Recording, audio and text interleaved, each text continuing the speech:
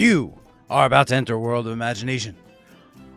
A world where battles are fought on hex maps and grids, whether virtually or in person.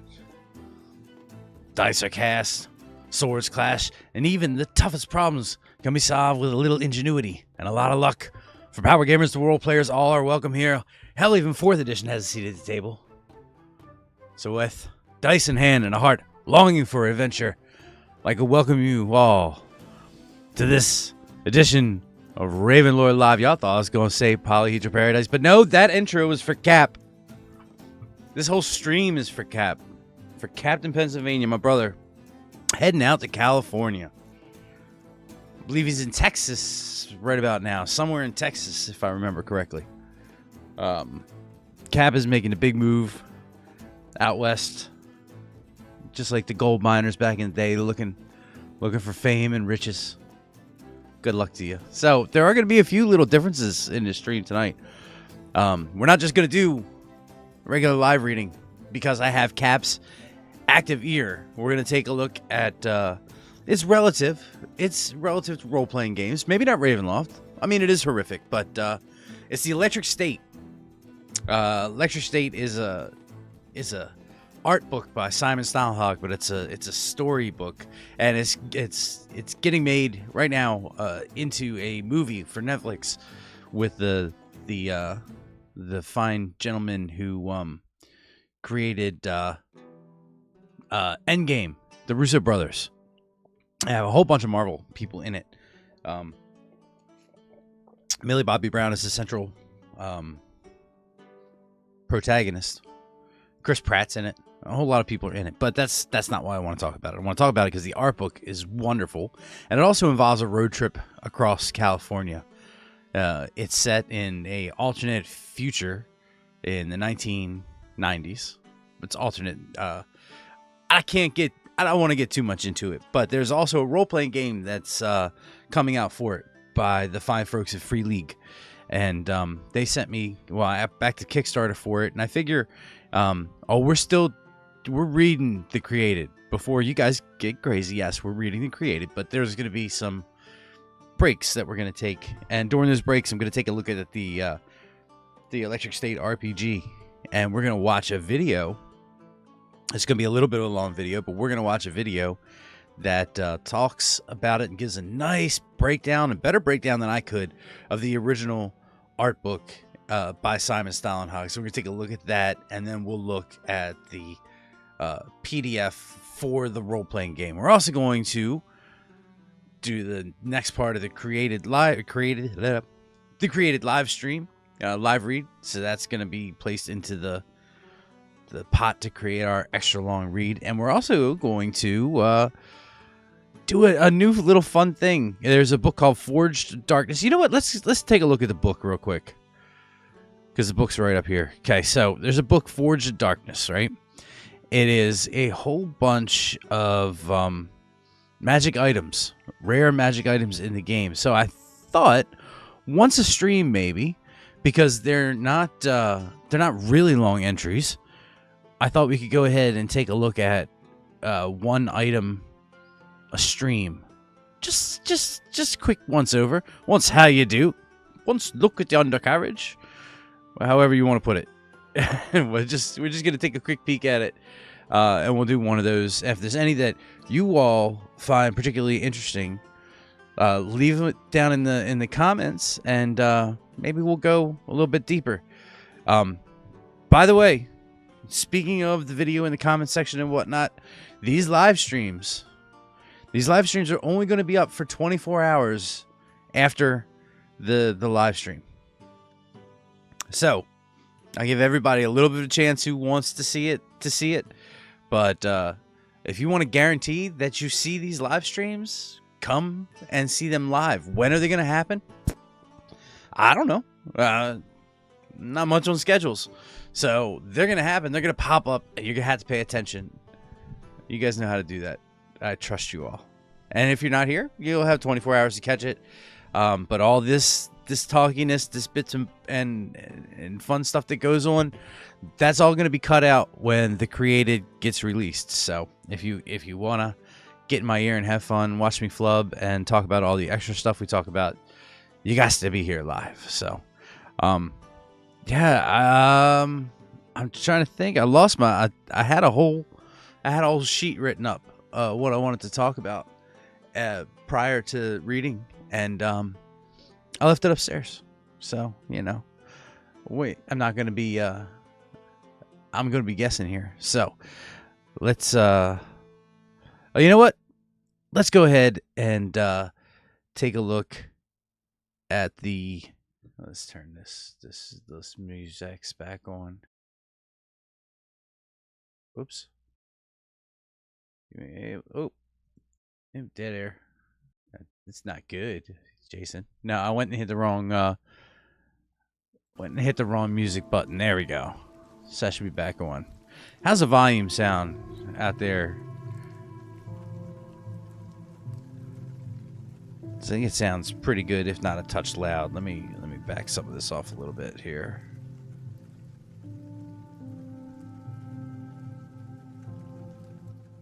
There we go. All right, we just want it loud enough to hear it. So, Forge of Darkness. Okay. Let's pick a number. How are we gonna? If only we had a random number generator. If only. All right. Well, I'm just gonna put my finger on my screen here, and that's how we're gonna pick the first one. That. Oh, you know what? We're gonna stay thematic. We're gonna stay on theme here because Giuseppe, the toy maker, he actually has an entrance in here. You can see Giuseppe's toys, page 31. So let's go down and take a look at Giuseppe's toys. No, I'm not just gonna seek. I'm gonna scroll this entire way. All right, I'm gonna pick up the pace here a little bit. All right, 17. Nope, that's not it. 26. Nope. Oh, Captain, my Captain, if you're out there, let me know where you're at in Texas. Again, this stream's for my brother heading across country. 31. All right. So, Giuseppe's Toys. The domain of Odier is not large. From east to west, it measures less than 300 feet. From the north to south, it's hardly larger. Although sometimes called an endless city, there are less than 100 buildings within its borders. At the heart of this diminutive realm, however, is the vengeful automaton Maligno. Fashioned long ago by the toy maker Giuseppe, this evil doll has become a mockery of the artisan's dream to create the perfect doll.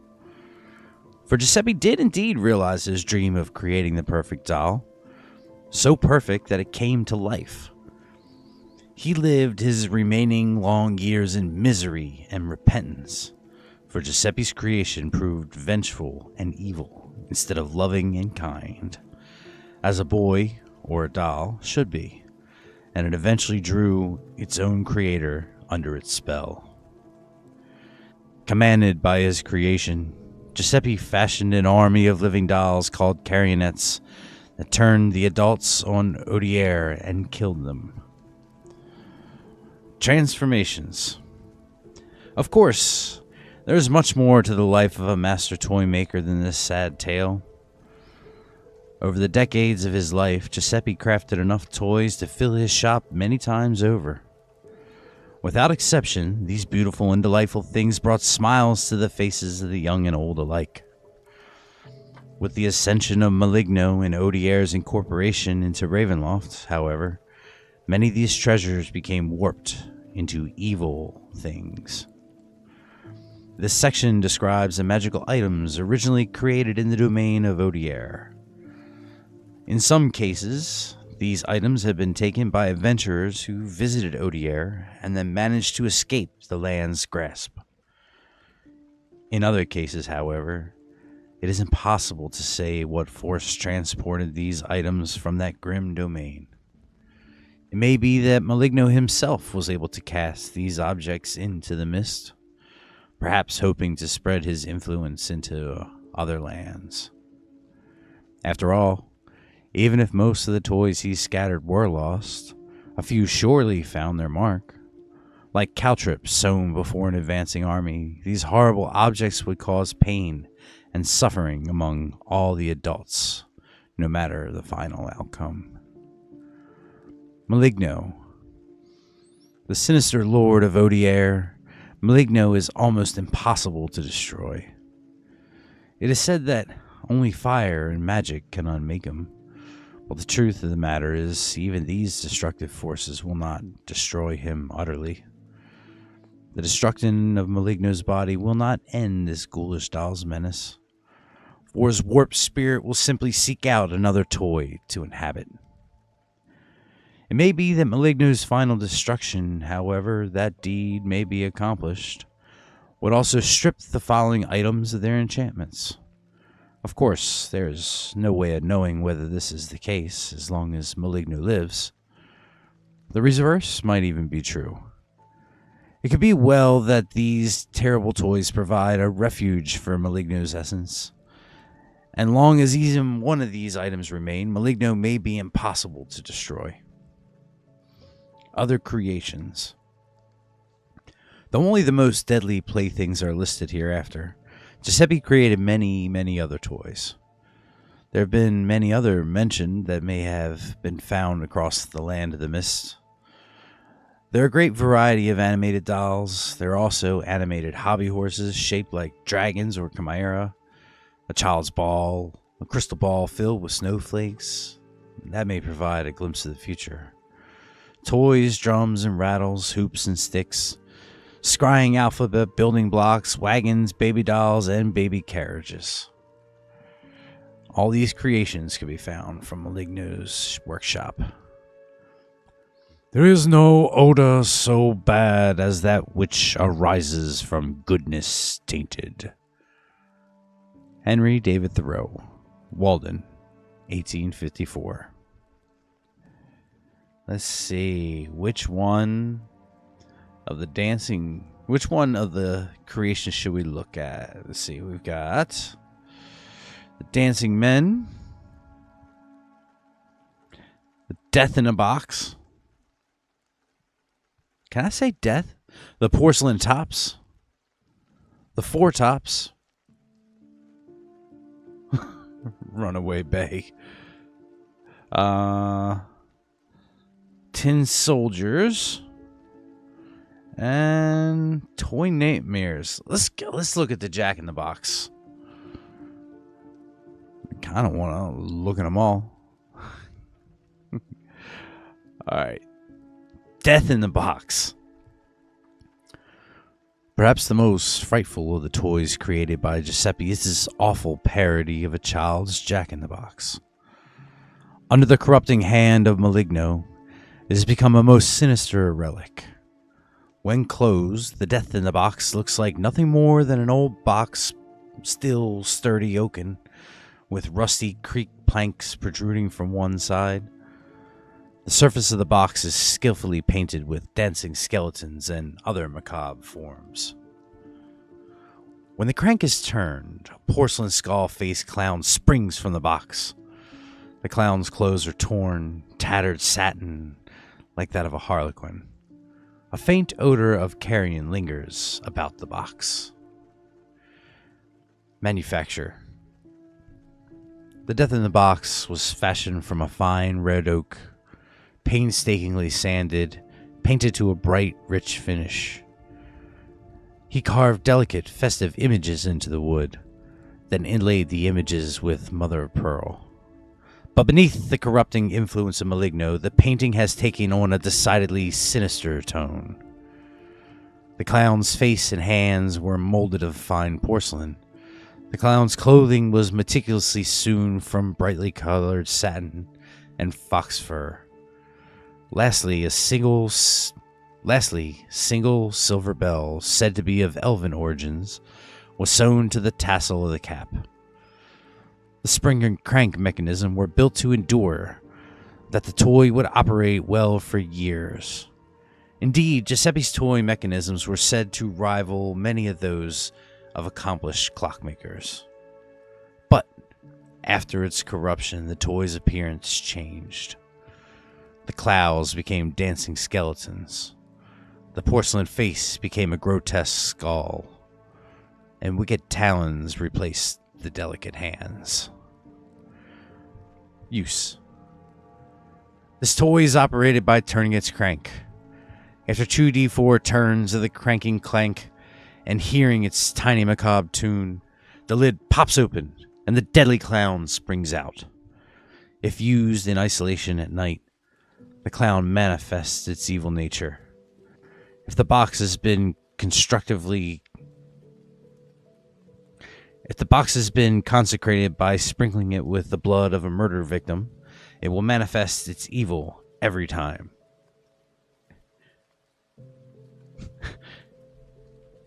"80% of the time, it works every time." Powers. In the light of day or in the midst of a crowd, this toy does not manifest its powers. It appears to be just normal, though a little horrid. But in the dark of night, when operated in isolation, where it is a 50% chance that its wicked powers activate. If this toy is consecrated to evil with blood, it will always manifest its powers when in isolation. And 50% of the time in the daylight or crowds until... If this toy is consecrated to evil with blood, it will always manifest its power when in isolation, and 50% of the time in daylight or crowds until its present owner dies. Then the method of activation returns to normal. Each time this Death in a Box activate, the Dungeon Master may select what happens from the following list or roll a 1d6. Horror check. All who watch the clown pop out of the box sees its eyes flash wickedly and hears a horrible ringing laughter.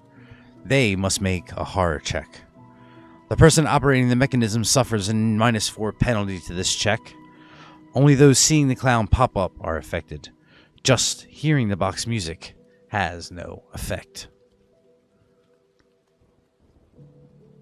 2. Rending attack. The clown's wicked talons lash out at one person who opened up the box. The clown's hands will stretch as far as 6 feet to reach the target. If a person is unassailable for some reason, the clown will attack the nearest vulnerable person. Each hand strikes with a Thaco of 15 and inflicts 1d10 points of damage. It is even more horrific when you factor in Thaco. I'm just kidding, I love Thaco. Although I have to admit I used to call it Thaco. But I don't think we need to get into that old debate. 3 skeletons. When the lid pops open, 2d4 full-size skeletal clowns spring out and attack those around the box. These are equal to Strahd skeletons. See Monstrous Compendium Ravenloft Appendix. And will fight until destroyed. Number 4, Death Spell. When the clown springs out of the box, it fixes its smoldering gaze on the nearest person. This character must make a save versus death magic, or suffer from a fatal seizure or choking and instantly be slain. That death spell was no joke. It was no joke. In the 2nd edition. If you ever had to save versus death spell or death magic, you know what I'm talking about. 5, energy draining.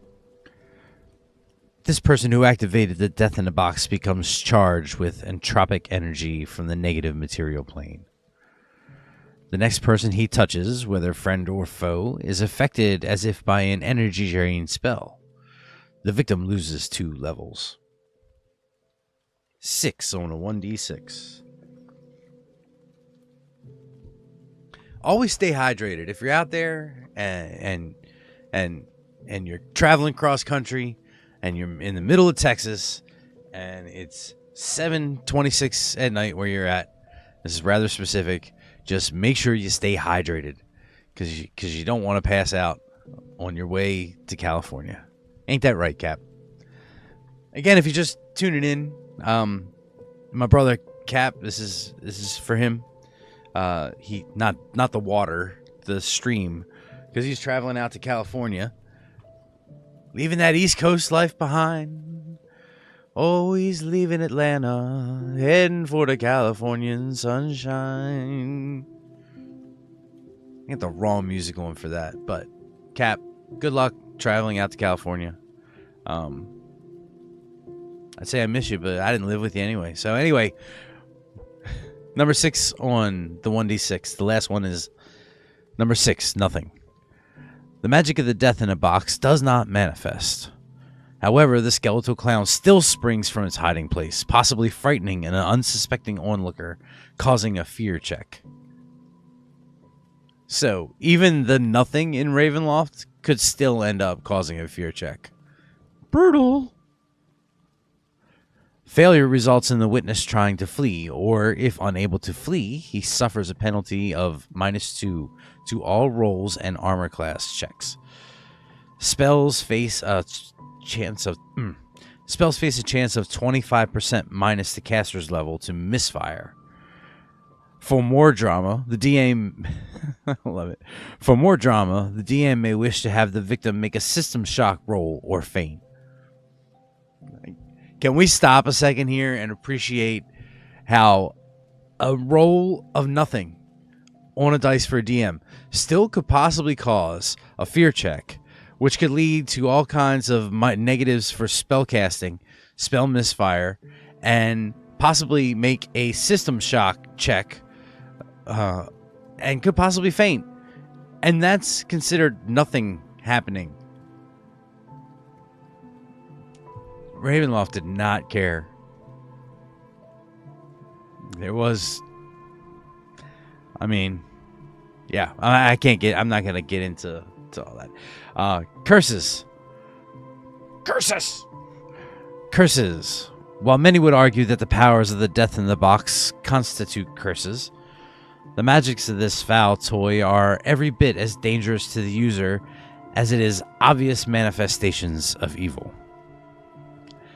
Anyone who willingly takes possession of this item draws the attention of the most malevolent forces, the result of an increase in corrupting influence of the character's deepest fears.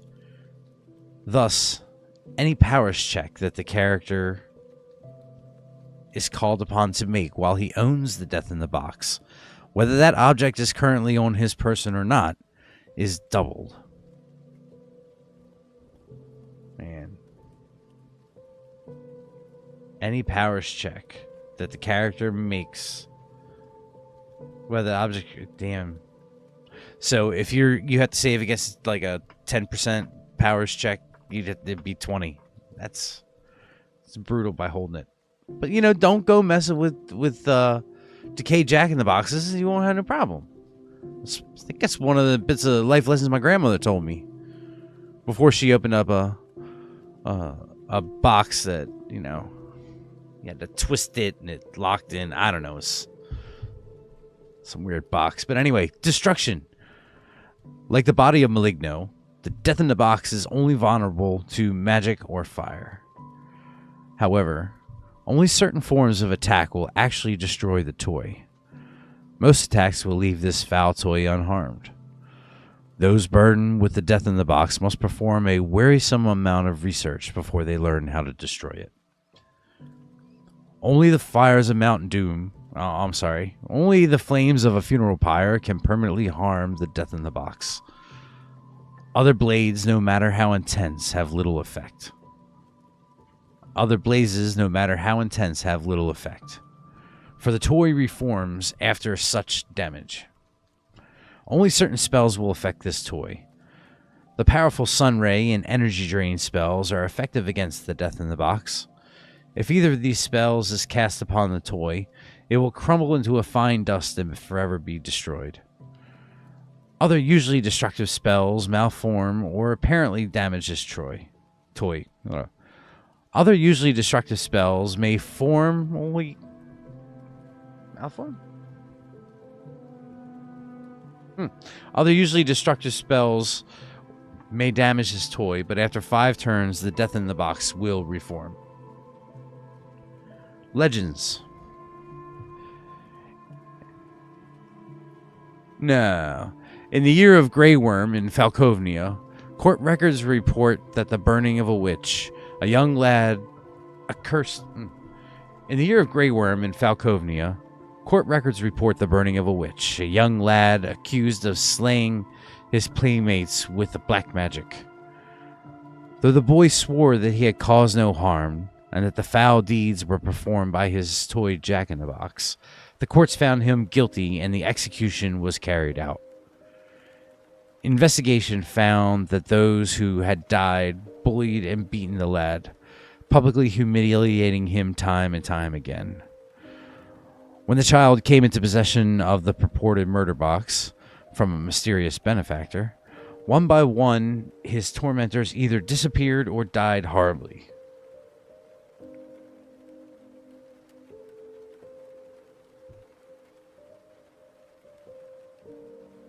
If indeed the lad did not perform these crimes, then it may be that the nefarious toy is possessed of its own dark intelligence and acts to protect its owner by itself. Sorry, let me try that again. If indeed the lad did not perform these crimes, then it may be that this nefarious toy is possessed of its own dark intelligence and acts to protect its owner by itself. That is truly a frightful prospect. Another story tells of a girl who possessed this toy. She was abused by her step-parents and died. After her death, it seems that the box protected her brothers and sisters. Her parents met grim fates. And that's it. That's it for the Death in the Box. If you listen to this and you like the Death in the Box and you want me to do a full video on it, let me know. Let me know down in the comments, but you only have 24 hours to do so, because after that, this is gone like a hobo down in a ham sandwich. All right, so now the Death is the Box is out of the way. Again, Cap, good luck traveling across California. All right, so we're gonna go take a look at the created. I have to find out where we left off. Let's see. Opening act, we did that. Investigating the murder, we did that. We read the seating. We read Terror at the Theater. Yeah, we stopped right past this part here. So you can't see that yet, but now you can. So, this is where we stopped. We read the enter the villain part, and we got right down here to Terror at the Theater. So, all right.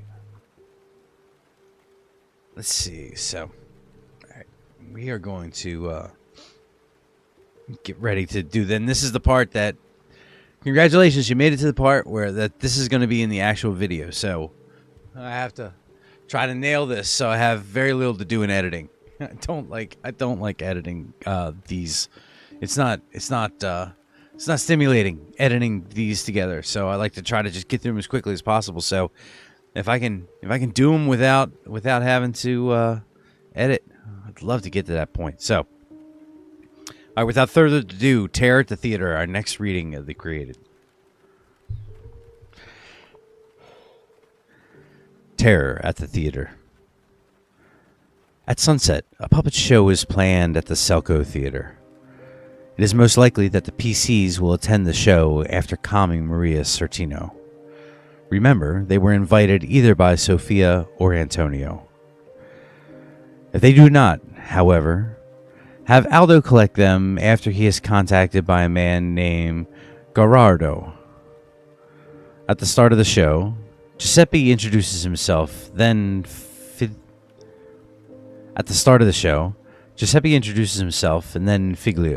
as his prize puppet. The show begins with a typical Punch and Judy routine, and nothing should seem amiss. Shortly after the show is started, the PCs are called out of the theater by Aldo the constable. He has a suspect at the jail. The suspect is a nearly comatose bum who lives in the alley behind the Certino home. The suspect is a nearly comatose bum who lives in the alley behind the Certino's home. Aldo is convinced that the witch committed the murder. Of course, he has no evidence, no confession, and no witnesses. Eventually, he releases the poor man with an admonishment. And don't you ever let me come back in here again. Wow, I busted out the gardener from the House of the Night. Gerardo. Okay, Gerardo. Eventually, he releases the poor man with an admonishment. And don't you ever catch me back in here again. I could do that better. Sorry. This is the last time, I promise. Gerardo, have some of the pasta. He's gotta have something. Maybe he's got like tight jaws. Gerardo, have some of the pasta. There we go. And don't you ever catch me back in here again. That'll do. Meanwhile, at the performance, Giuseppe calls all the children forward so they can see better. While they watch the show, enchanted, Maligno's carionettes are busy paralyzing and carrying away the adults. This single act wipes out more than half the adults in the town. It seals Maligno's fate to become a domain lord in the demiplane of dread. None of the children see what happens behind them. They are all too busy watching the show. Afterward, Maligno tells the children's lies about why their parents vanished. As the children wander into the streets to enjoy their empty homes, the other adults of the community find them and discover that many of the people vanished in the theater. Alarmed, they send someone to find Aldo and his newly sworn-in deputies. All the while, the carionettes ambush the few remaining adults in Odier with the intent to take over their bodies.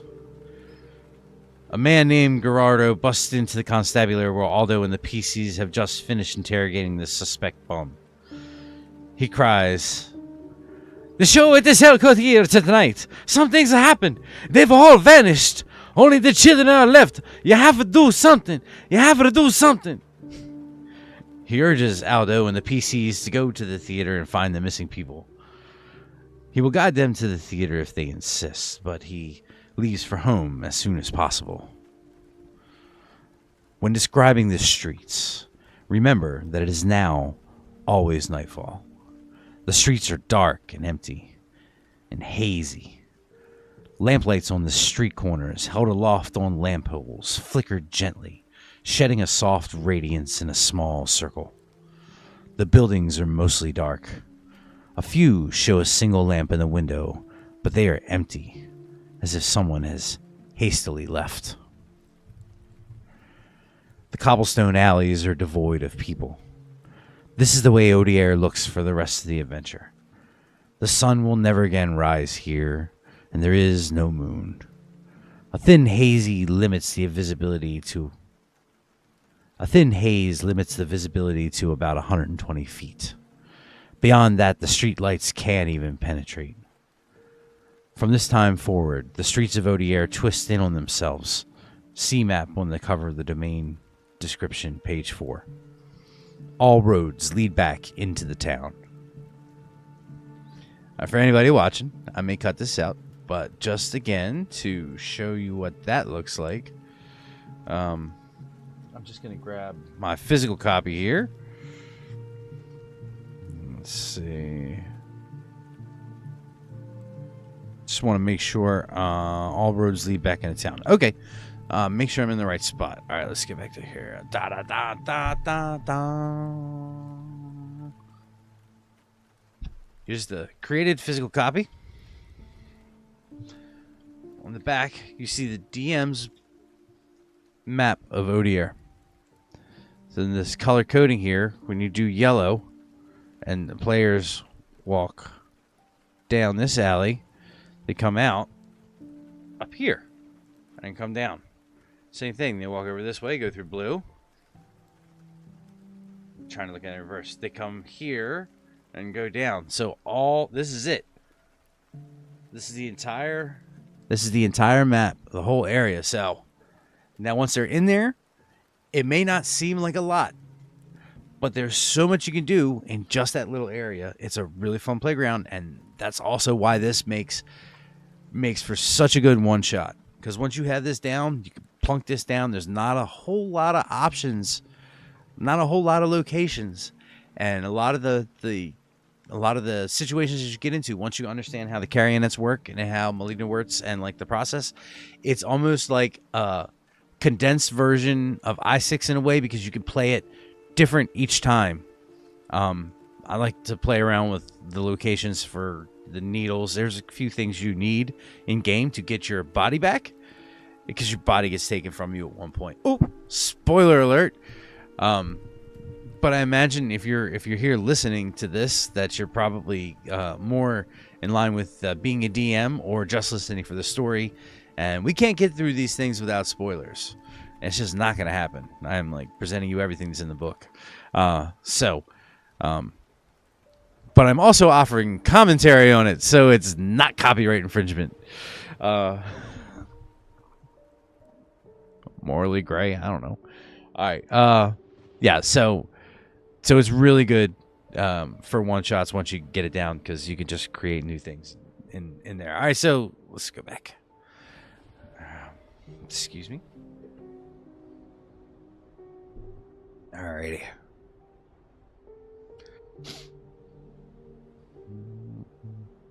Hopefully the volume's okay. Let me know if anybody's having any issues hearing or anything. I would apologize for my horrible Italian accents, except the only people I have to apologize to are my ancestors, because right now I'm making my ancestors cry. All right.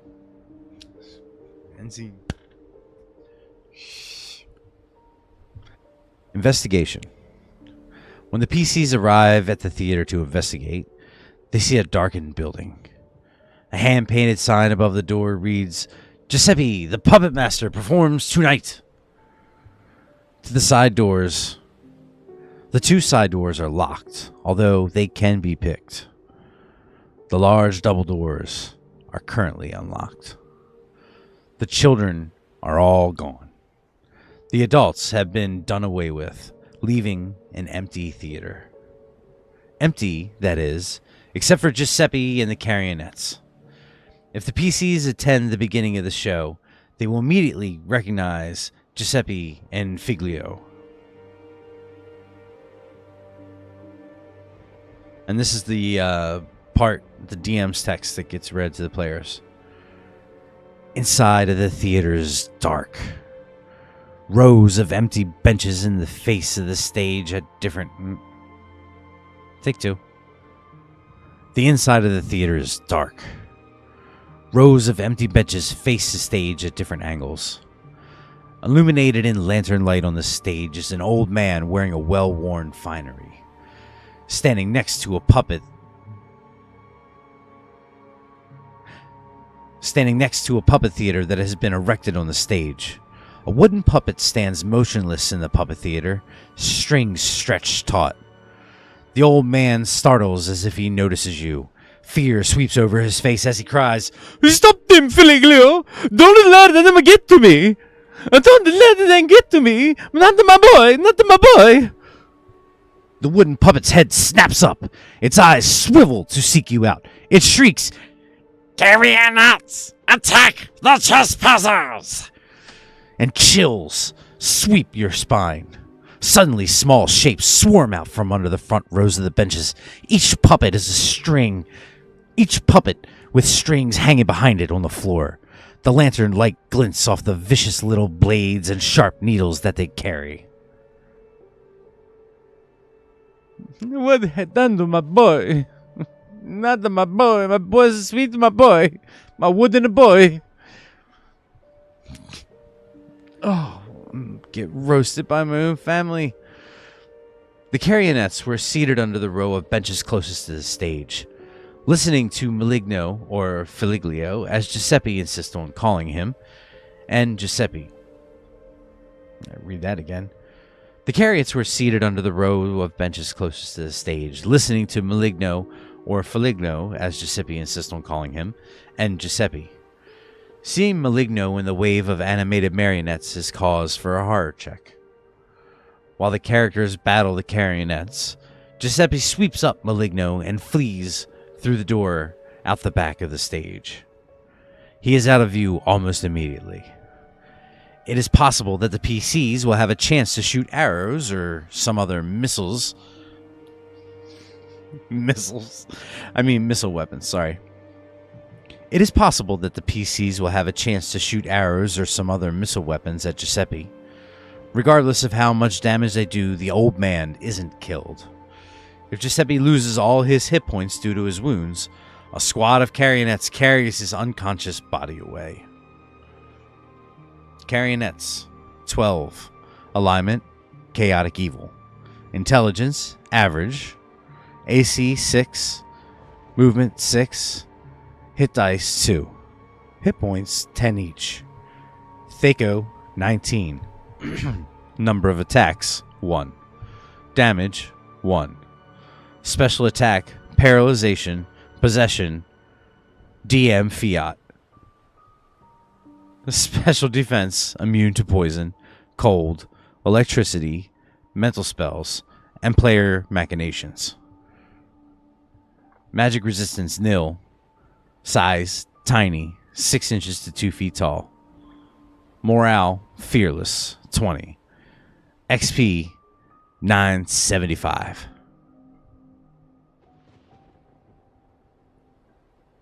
Alright.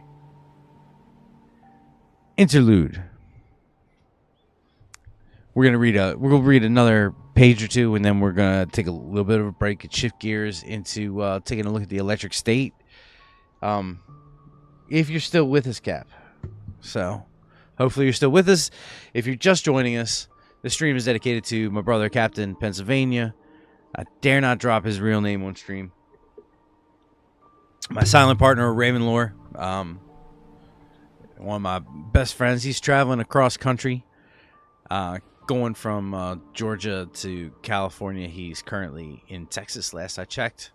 And this stream's for Cap. All right, interlude. As the PCs try to chase down Maligno and Giuseppe, they will inevitably wander the streets. Give the players a photocopy of the town and street map provided in the back of this adventure, page 29. It shows them what they remember of Odier's layout, roughly centered on the town square. A few landmark buildings are shown as well. If they spent any significant time in any particular building before the events of the theater, mark it for the players. As the PCs wander around the town, let them fill in their photocopy of the map. As they reach the edges where the map wraps around on itself, tell them where they pass the landmark buildings on the other side of the map. They will quickly get the idea that the map circles back in on itself, although they may not actually figure out how. Characters that wander off by themselves are especially vulnerable. Any character alone for 5 or more rounds is automatically overwhelmed by the Carionettes and his body is taken over. Do not tell the players that this has happened. Let the players keep controlling his character. The now Carionette will just go with the flow, letting his actions be dictated by the group's decisions. Whatever the character was doing by himself automatically amounts to nothing. Even I love it. These are real instructions here. This is how you DM. Like, whether the character was doing himself, I can't get it right. I'm sorry. Whatever the character was doing by himself automatically amounts to nothing. Even if you must outright lie Tell the player that his character saw nothing of interest, found nothing, the door was locked, or whatever was appropriate. Basically, the carionet in control of the PC. The PC will not get away with anything of importance. Any character who wanders off for 5 or more rounds with another character who is controlled by carionet is also automatically taken over by a carionet. It is actually possible for all the PCs to be taken over by carionets before they know what really happened. If this happens, they awaken in the birdcage as described in Awakening in the Toy Shop, in the section on DM the Lights. Dim the lights. Tell the players what happened to them when they wake up. As the characters wander the streets of Odier, searching for clues to the whereabouts of Maligno and Giuseppe, they are also subject to normal attacks by the carionets. There is no set time period to roll to determine when such an attack occurs. You should decide for yourself when the time is right. Below are just a few sample encounter beginnings that you can use. They can be used anytime the characters are walking around in the streets. I gave you the stats for the carionets. Charge! A batch... Charge! A batch of 6 carionets grab a pitchfork up from a stable. They hide around a corner in an alley or in a darkened doorway. When the PCs comes by, they level the pitchfork at knee height and charge. Roll for surprise. The pitchfork has a THAC0 of 19 and inflicts 1d6 points of damage. After the charge, the doll may stay and fight, using their needles or flee. Peekaboo! The carionet Anybody else hear that lightning strike when I said peekaboo? Peekaboo! The carionet lets itself be seen at the opening of the alley. It immediately turns and flees into the alley. Just inside the entrance to the alley, that's a lot of alleys in one sentence. Give me the editor on the phone. I could probably actually talk to the editor. Let's try this again. We're going to try to condense the alleys on the fly, if we can. Peekaboo! One carionet lets itself be seen at the opening. It immediately turns and flees inside. Just inside the entrance to the alley, obscured by the shadows, is a tripwire. Anyone running at full tilt into the alley will fall. Normal movement allows the character a dexterity check. Cautious movement automatically detects the wire. Once on the ground, 4 carionets swarm over the downed character and thrust needles into his or her limbs, with the +3 bonus to hit. Other denizens. The creation of the domain of Odier has caused a few other creatures to become menaces. Giant rats now roam the alleys and are sometimes bold enough to attack people. Be sure to use the morale rules with the rats. See the DMG. The odds are that they will flee before doing any serious harm. I gotta pause there for anybody watching live, or even if you're catching this on the replay before it gets taken down here. There used to be a rule called morale, okay? A morale number. I think it was a scale from 1 to 20. And a morale number was a percentage of them fleeing under certain circumstances. So, Fearless, they would stay and see out the whole fight. It doesn't matter how much damage they were taking. Fearless was a 20. That bad guy or those creatures were sticking around to fight it out no matter what. Example of a Fearless would be like an adult red dragon. Or a domain lord. Strahd would be fearless. Aslan would be fearless. But then, when it came down to regular creatures, the morale number was a lot lower. So if you started putting it on them, and the morale number was low enough, they would flee. Nowadays, in encounters, I know they can always flee. Yes. But the morale number was a really good indicator of what you had to set that bar at as a DM. So it actually helped really well for determining when creatures would flee. So you didn't have to just, well, I guess he would flee here, and then feel bad about you're pulling your punches on your characters, because you're not pulling your punches on your players. In that case, it takes that decision out of the DM's hand, and it codifies when these animals are going to flee and disengage.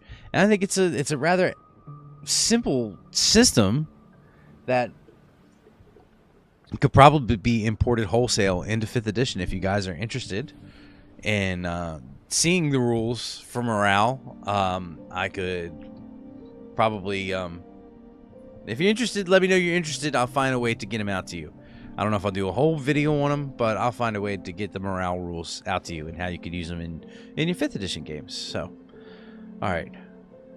I'm going to go back. So, I'll give you the stat blocks for the giant rats, and then we'll move on to the next thing here. So, okay. Giant rats. 1d6 plus 6. Alignment, neutral. Evil. Intelligence semi, AC 7. Movement 12. Hit dice, 1/2.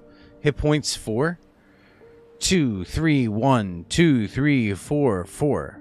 2, 2, 1, 3. Because, they come in packs. They hunt in packs. So there's all your pack hit points. So convenient. Thaco, 20. Number of attacks, 1. Damage, 1d3. Special attacks, 0. Special defense, 0. Magic resistance, 0. Size, tiny. 2 feet long.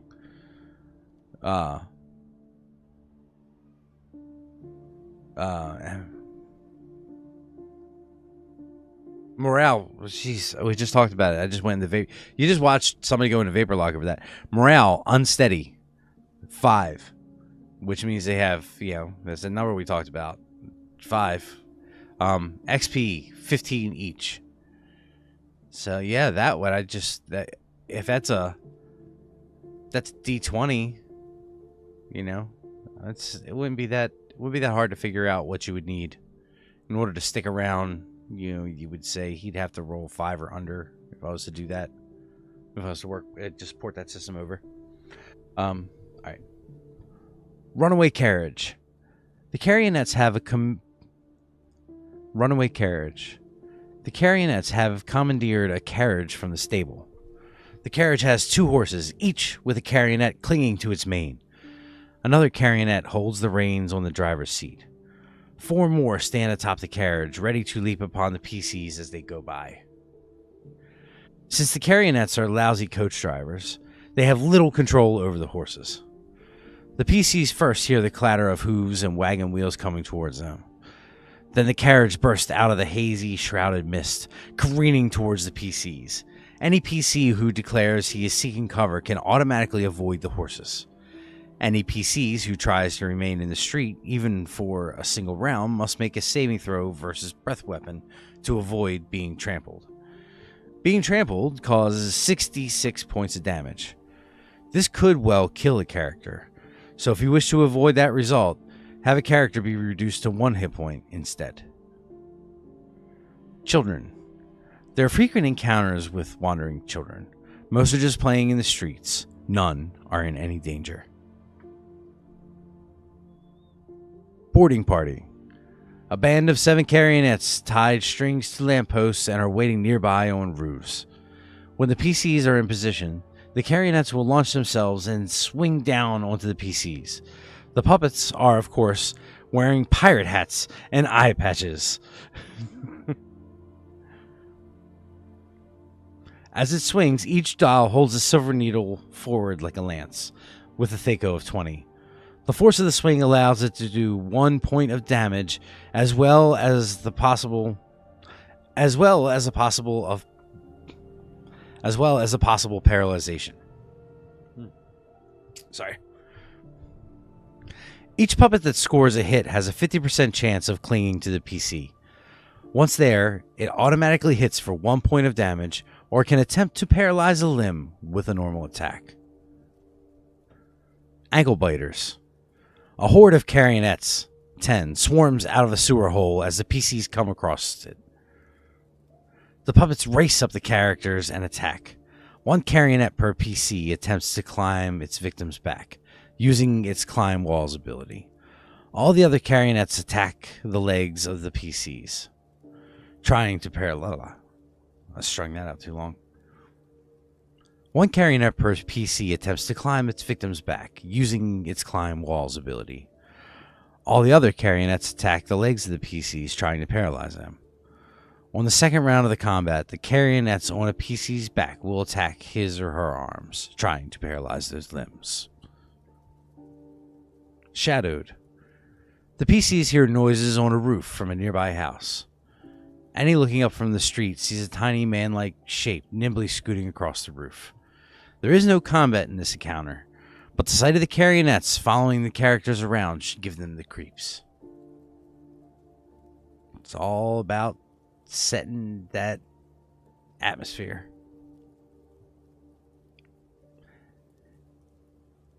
Dim the lights continues.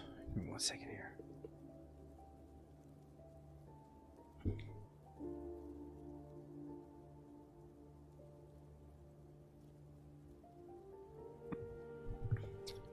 All right. Let's see. Can we get another section in? Actually, I might hold it there. We've just passed the hour mark. So I'm gonna switch over. The last thing we'll hold the created there. My face hole is start getting a little dry and a little scratchy. I'm not gonna lie, and I don't know how much longer this is gonna hold out for. I'm not used to speaking for hour at a time at this point anymore, so I haven't got my streamer lungs back underneath me, and so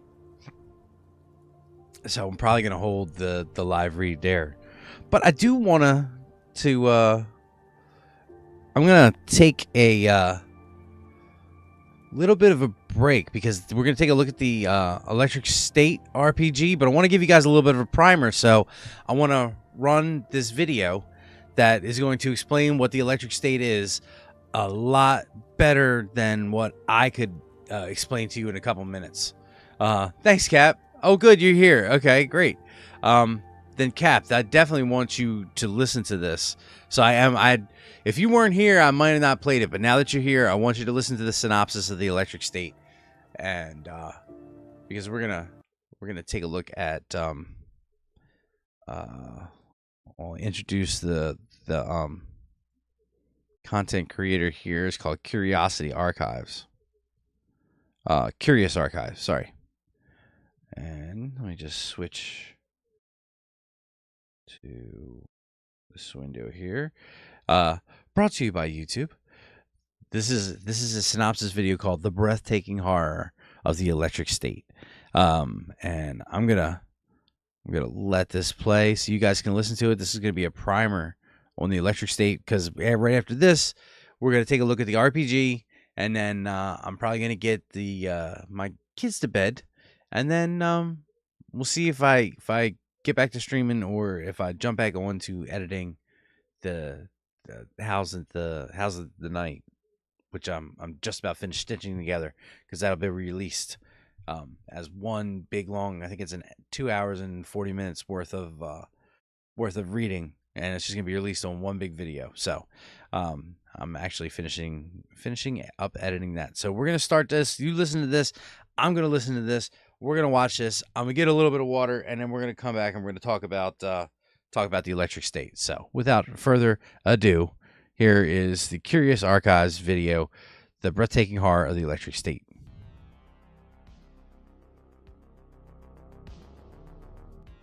The Electric State is a beautiful nightmare. I don't know how else to describe it.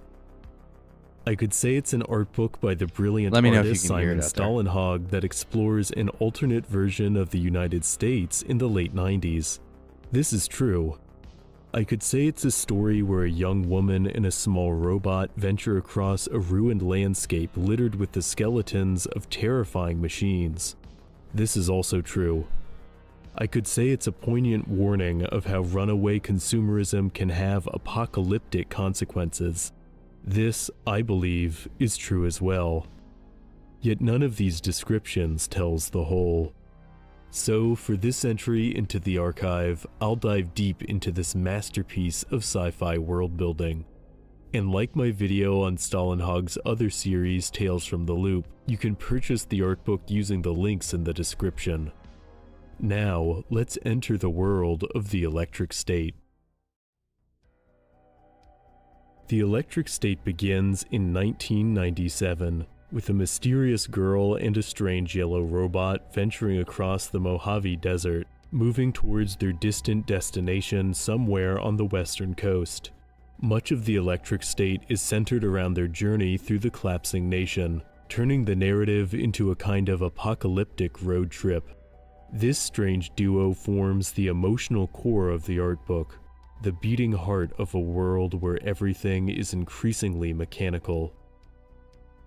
On the side of a dusty road in the Mojave Desert, clothes blow from the roof box of an empty sedan. The car's owners are now dried husks, still dressed in their vacation clothes, a portrait of a family vacation gone horribly awry. Virtual reality headsets called neurocasters still cling to their heads, likely the cause of their death.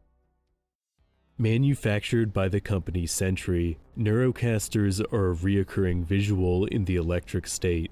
These face-swallowing devices were designed for military use, but soon became a common household item as people lost themselves within a blissful virtual network. The side effects weren't noticed until too late. More and more consumers never took their headsets off, and would wither away into lifeless shells, their mouths sometimes still moving as if trapped in a dream. Starts behind the eyes, goes behind the head. My head is just getting tighter. The concept of people losing themselves to a simulated nightmare is mirrored in David Cronenberg's Existence, a sci-fi horror film that, despite being released in 1999, feels painfully modern.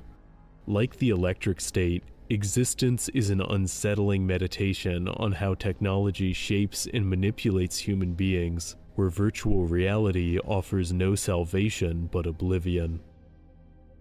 And in the Electric State, the neurocasters prove to be quite literally apocalyptic. The exact cause of the neurocasters' malfunction is unknown, but there are rumors that in connecting so many brains through the headsets, an intercerebral intelligence emerged, a hive mind with an agenda of its own. I feel clear-headed again. Finding a car and beginning a long drive across California, the girl and robot witness the surreal wreckage of a collapsing civilization. In one image, huge yellow ducks rise from the sand like bizarre monuments, their bodies riddled with impacts from large caliber rounds. It seems the region was once some kind of shooting range, although it has long been abandoned. Elsewhere off the highway, a giant metal mascot erodes away into a metal skeleton, its pained expression frozen in a permanent smile despite the devastation surrounding it. How the animatronic reached its resting place is left ambiguous, although the framing of the image makes it seem like this machine walked here on its own. In a dusty town emptying of people, another machine sits in silence, its body a nightmare of tangled wires. There's a fascinating incongruity between the extraordinary Goliath and its ordinary surroundings, a fundamental incompatibility that evokes a strange sense of loneliness. Yet at the same time, there is something undeniably threatening about these childlike and cartoonish machines that seem to appear more and more frequently as the girl and robot creep ever closer to their destination. In these illustrations, Stalinhog proves himself an expert in the uncanny, creating machines just abnormal enough to instill uneasiness. Where these machines came from and what they truly are is a mystery that can only be solved by venturing deeper into the Electric State. Wherever you are this summer could be a very cool place. Advertisements also loom large over the electric state. In one snapshot from this post-apocalyptic road trip, an immense inflatable sun smiles and throws up a peace sign in bitterly amusing dissonance to the end of the world. In another, a giant heart-shaped mascot rusts under the California sun, promoting financial solutions for people with terminal conditions. The macabre juxtaposition between the upbeat marketing and grim subject matter is a repeating motif throughout Stalinhog's illustrations of advertisements, a reflection of a culture that pretended everything was fine until it was too late.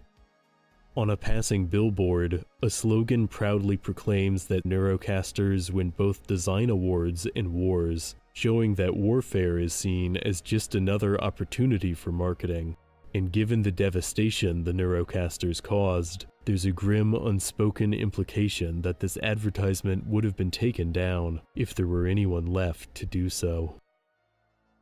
Where the electrical grid still functions, gargantuan towers of corporate logos overshadow the homes of residential neighborhoods.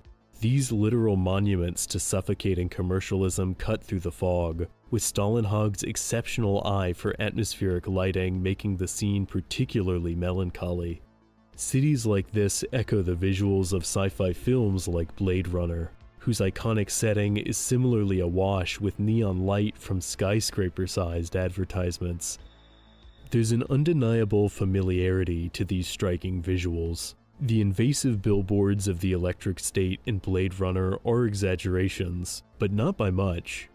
Across the US, how many landscapes are clogged with a mismatch of commercial signs?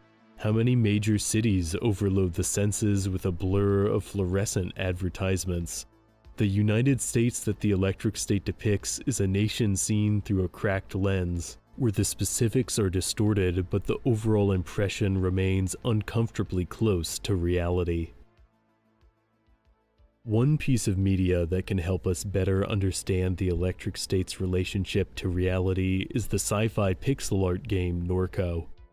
Released by indie developer Raw Fury in 2022, the melancholy point-and-click adventure takes place in an alternate version of Norco, Louisiana, where advancements in robotics and industry have created a land of desolation and alienation. The urban sprawl of real-world Norco has been shaped by the petroleum industry and has twice experienced catastrophic explosions, events that the game feels in painful conversation with.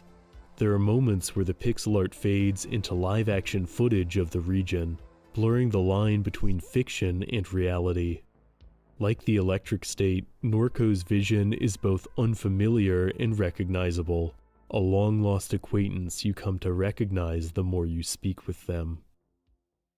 This advanced technology helps to diagnose arthritis.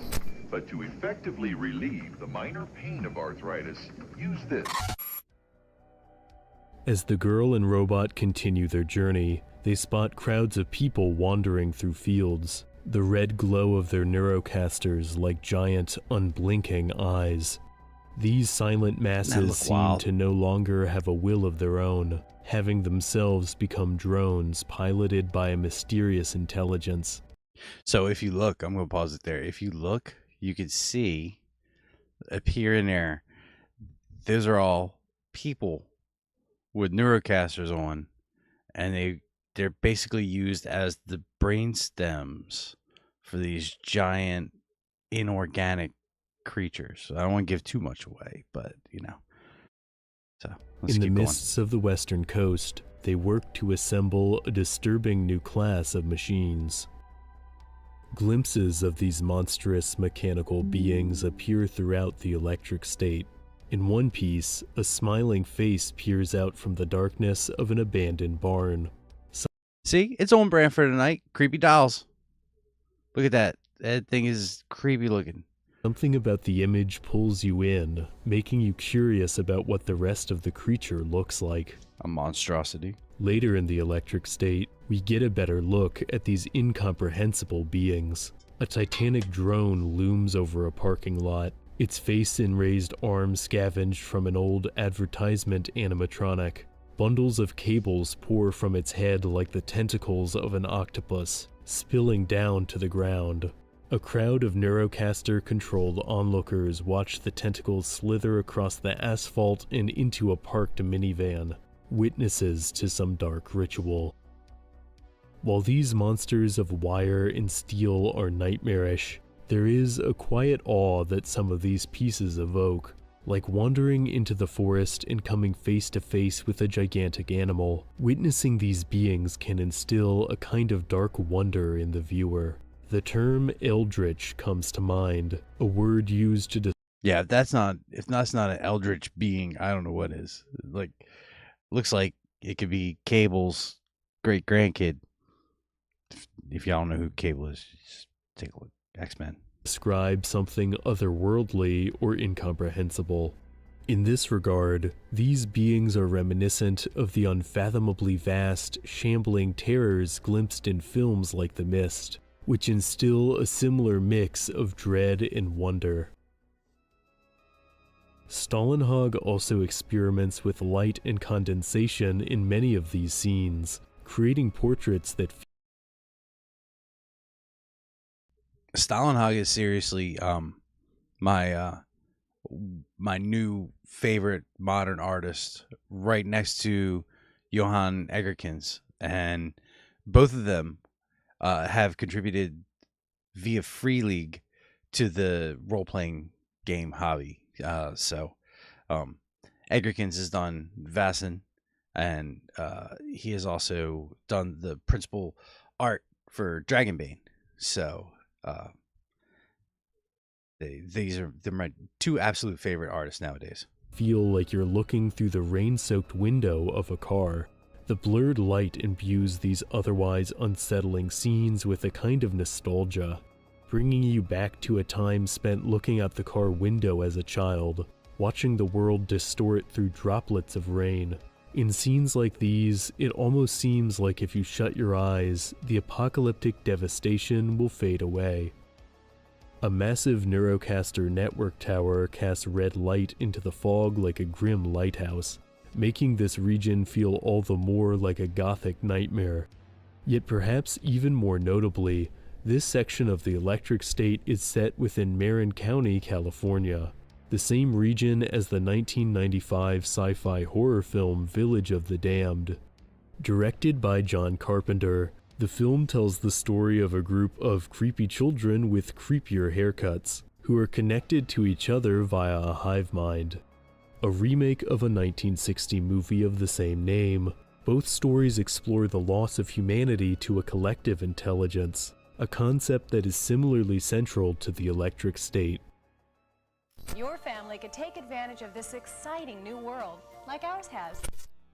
The mechanical infection in the Electric State takes another, less perceptible form.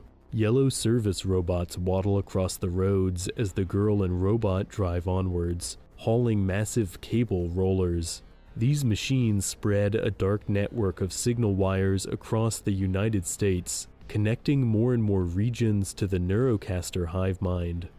In the snowy mountains, massive spherical buildings serve as local hubs for the Neurocaster network, their sides still plastered with advertisements. Millions of interconnected minds bounce around inside each hub, the power required to keep them trapped in a digital fantasy melting the snow. While Neurocasters never flooded the consumer market in our timeline, there was another network of interconnectivity that became massively widespread in the mid-90s. The net can entertain you, transport you to far-off locations, help your children with their schoolwork, and make working at home easier. The internet and the Neurocaster network reflect each other, with both connecting people in incredible ways and leading to serious unforeseen consequences. When viewed through the lens of the internet, the dark network of the Electric State feels uncomfortably familiar, with stories of people losing themselves to a blissful oblivion and becoming dependent on a digital net taking on new meaning. Why, you can even plan a family adventure on the net. Hey! At I don't know various how- points in the Electric State, the girl I don't know how many of you out there lived through those early commercials for the net with very awkward people in buttoned-up shirts talking about how their lives are going to change once they connect to the net. It's, yeah. Those were the days. Dial up. Ugh. Girl and the robot make rest stops much like one would on any normal road trip. Like real-world liminal spaces, these near-empty parking lots and motels have an unsettling quality that is hard to place. There's a sense of time crawling to a stop in these illustrations, which don't require mechanical monsters to be unnerving. Yet these narrative breaks also give the storyline a chance to breathe and deepen the viewer's understanding of the protagonists. The more you follow the girl and the robot on their journey, the more you empathize with their characters. Stalinhog does an outstanding job using the minimal text and subtle visual cues to demonstrate the bond the two have, as the world around them becomes increasingly dangerous. In one of the most memorable points of the voyage, the girl and robot drive past a forgotten war memorial, a hillside ravaged. So I'm gonna stop it there because there is more to the video, but it starts to get into not really spoilery, but stuff that we sort of don't need just to take a look at the game. So as you can see, the world is it's an alternate 1990s with these things called neurocasters that links everybody's mind together in a hive mind. People got so addicted to these things that the whole entire country shut down because people were just laying around dying using neurocasters being plugged into the hive mind.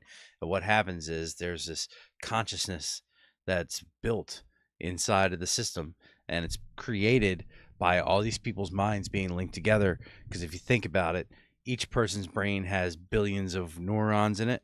So you were taking billions of people with billions of neurons and hooking them up into a large artificial intelligence machine. And what it did was use that as brain power to create a brain for itself. And I don't want to say how it ends, but the movie is coming out soon on Netflix this year. It has a whole bunch of people who are in Marvel, made by the same people who did Endgame.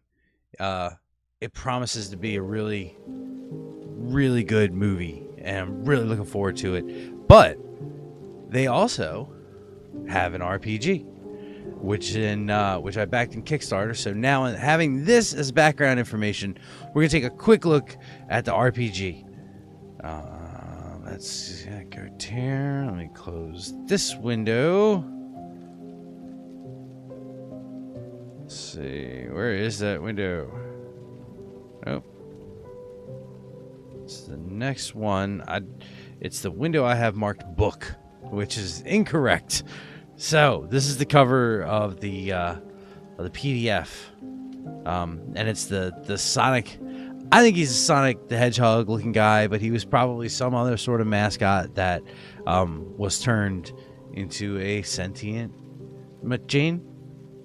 So, all right. So we get the cover art there, and you're going down. Then it goes down into the getting all sorry. My stream's getting laggy. Sorry. There we go. So it takes place across an area of the country called Pacifica, which is actually just California. Sometime after the Civil War, there was a second Civil War. There's a lot of stuff. The country was broken up into different sections, and this section is called Pacifica. And we're talking about Pacifica because of my brother heading out to California. Good luck, Cap, on your way down. So here's the second part of the map. We get another cover page. Then Electric State, Simon Stalenhag, Niels Hintz, graphic designer Johan Noor. Some of these names I recognize from working on Dragon Bait, looking at the Dragon Bait stuff. So I'm sure a lot of the same team is there. I mean, Tales from the Loop, not Dragon Bait, Tales from the Loop, which is another Simon Stalenhag book that was turned into an RPG. So, Chapter 1, Welcome to the Electric State. Then you have State of Pacifica, Your Traveler, Combat Neuronics, Contents, the Journey, Threats. Chapter 7, Into the Dust. Chapter 8, Lone Traveler. Lone Traveler is actually you can play this as a solo RPG, so that's actually rules for playing it solo.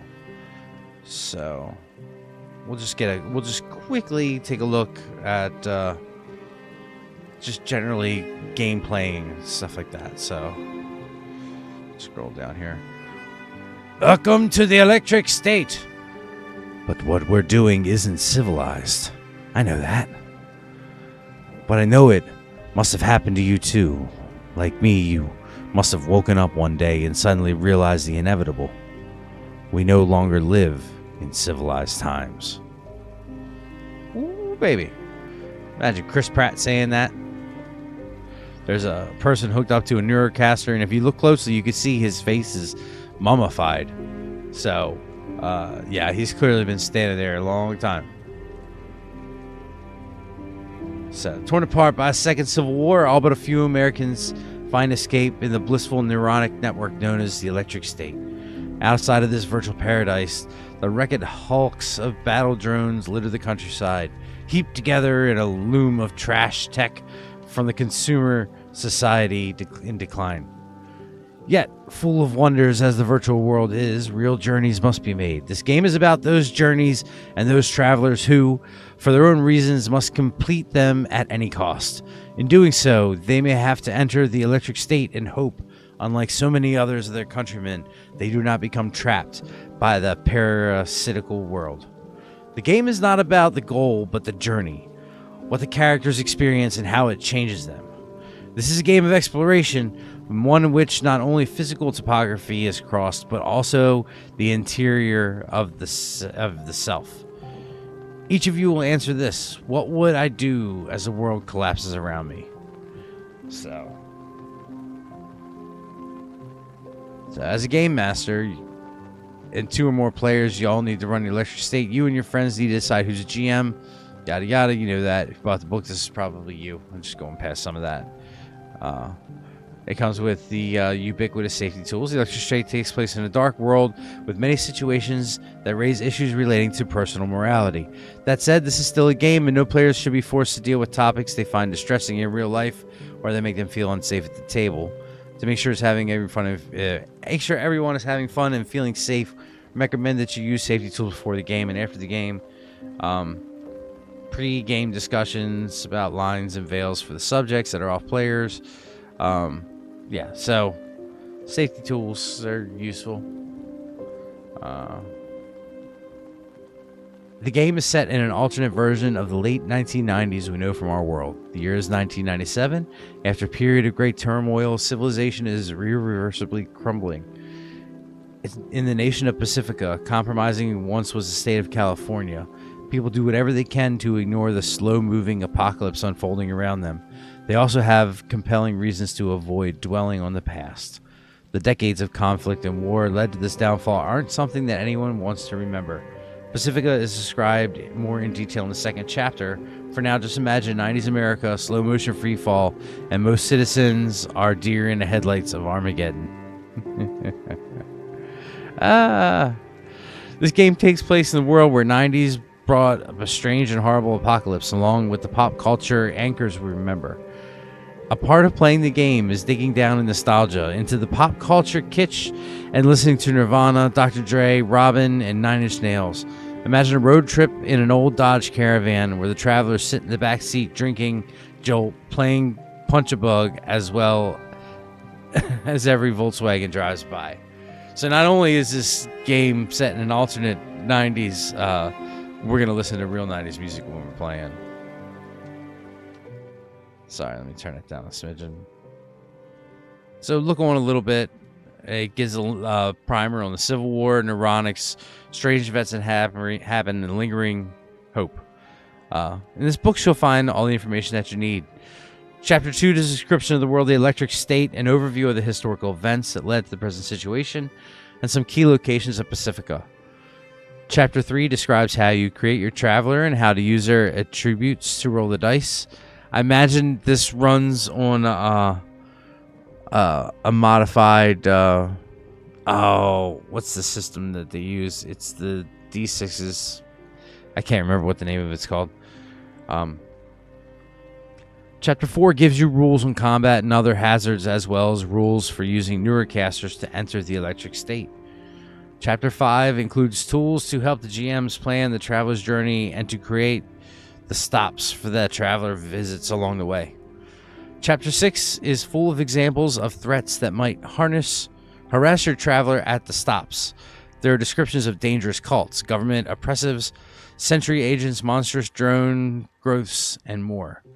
Chapter 7 includes a complete framework for a sample journey called Into the Dust, including 3 pre-made stops and encounters. Chapter 8 includes rules and guidelines for playing the game solo without the need for a game master. So, there you go. And, so the game is broken down into scenes. You guys are travelers traveling across the country, experiencing this world. I can't dig through the whole PDF tonight. It's just too much. And frankly, like, I only wanted to peek at it in breaks during the live read, because it is, Ravenloft, and this isn't, even though it's macabre and eldritch and horrific, it's not Ravenloft per se. So I don't want to spend a lot of time going off brand. So, but Electric State, the Kickstarter came out. The book is from Free League. You'll probably have a chance to purchase it sometime towards the end of the year. But as for me and my house, we support Kickstarters. So that's how I got my copy. So, all right, ladies and gentlemen, I'm gonna cut it there. I'm gonna have to get the kids to bed. I'm actually a couple minutes late, but Cap, I love you. Be safe on your journey. If I can jump back on here and stream a little bit later on this evening, maybe to help you keep going, I will, but I can't guarantee anything. Thanks for what, if you're watching this within the next 24 hours, because that's as long as it's going to be up. As long as it's going to be up. These live streams are not going to stay up indefinitely. I have a little secret how you can watch them, because I'm going to pull out all of the created stuff and put that in one video and set it out. But all this rambling, you're not gonna see that again. You're just not. So if you want to be in the know, you need to be here when we go. So love you all. Don't get lost in the mist. You mean a lot to me, and I'll catch you guys next time. Peace be the journey, Gwildor.